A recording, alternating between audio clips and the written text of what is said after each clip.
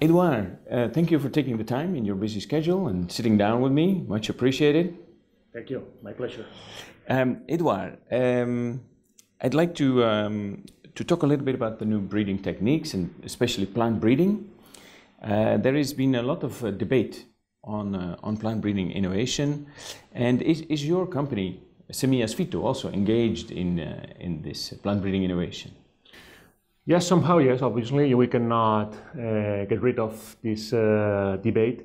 In my opinion, this is a kind of debate about risk management. Let me put an example so to understand, to make sure that you understand what I mean. Imagine that in a given country, we can debate whether driving is dangerous or not. Mm-hmm. Obviously it is, so there is a lot of accidents every year.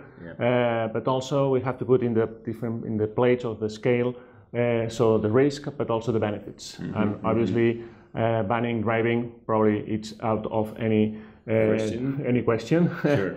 And in my opinion, this is the same. So is there any risk in the new BTs, in the new breeding techniques? Probably yes. How big is this risk? In my opinion, there is no much risk, or not. It's not more risky than the, let's say, conventional techniques. So,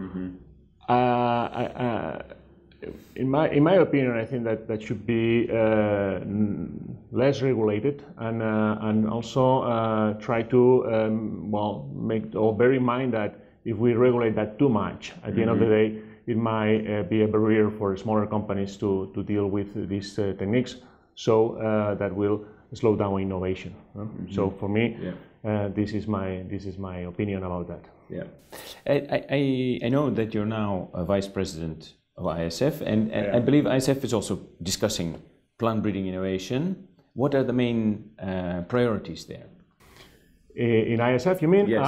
Okay, so if you look at the ISF missions, you will see that ISF has two pillars or two main missions. One is the movement of seeds, and the other one is to enhance or to make sure that the breeding is there. So obviously, when it comes to breeding, MBTs and also the use of patents, those are the priorities, and the technology, and to make sure that we are so the seed industry is able to keep innovating, and also make sure that this technology is accessible. On the other hand, I would say also that trading for me is also very important. I think that there are a lot of topics that are related to the trading, and also we need to maybe to prioritize those and make sure that it's also in our agendas. And here that I would say that I will outline maybe also the infringement or the illegal activities that are obviously related also with the IP, but those illegal activities occur when you are trading. So here probably I would put those topics under the umbrella of trading. So illegal activities and the new breeding techniques and patents for me are the priorities of ISF, along with something else that is communication, because it's important to understand that so we are regulated, and as somebody says that if we don't do anything, we might end up regulated to death. So we have to make sure that politicians / society understands what we are doing and the contribution. So communication is crucial. Yeah. Clearly, I understand. In the past year, we've been reading and hearing a lot about several mergers and acquisitions in the seed sector. 3 of those massive, huge mergers and acquisition. What is your take on the potential impact of those 3 deals? I would say that there might be 3 areas where we can find impacts, as you name them. One is the breeding, but the more mature a market is, the more segments we find in these markets. And when you have smaller segments, the size of a company is less important. So I wouldn't foresee much impact in that aspect. The other one is the biotechnology. Here also is related to what we had debated about before. Yeah. So the question is that if we have to make sure that it's regulated well enough to allow companies or smaller companies also to step into the biotechnology and make sure that they are also able to use those techniques. If this is the case, I wouldn't see much problem with those mega mergers or mega acquisitions.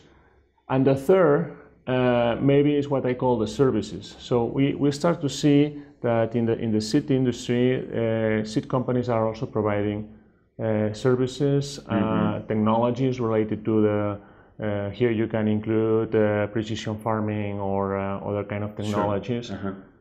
Here, maybe it's too early to make an assessment, but we might see that the size can also help those companies. So this is so here you see the three areas where we can see impacts, sure. And maybe for in my opinion the last one is that the one that is drawing my attention now. But also we will see benefits, other side effects. I wouldn't say benefits, but other side effects when you have these consolidations. Also, so you can, for other companies, you can find talent, so people and market opportunities. So this is the way I see it. Okay, great. Eduard, we are here at the ESA annual meeting in Riga, all the way in Latvia, quite a long way from Spain, I would say. It is, yeah. Why is it so important for you to come in person to such meetings?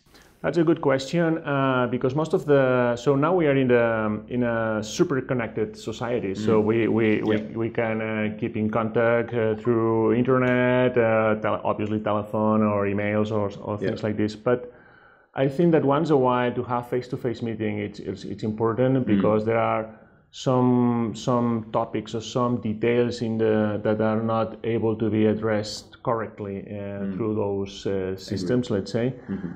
And obviously, when you have we all meet, there are other opportunities that we can find.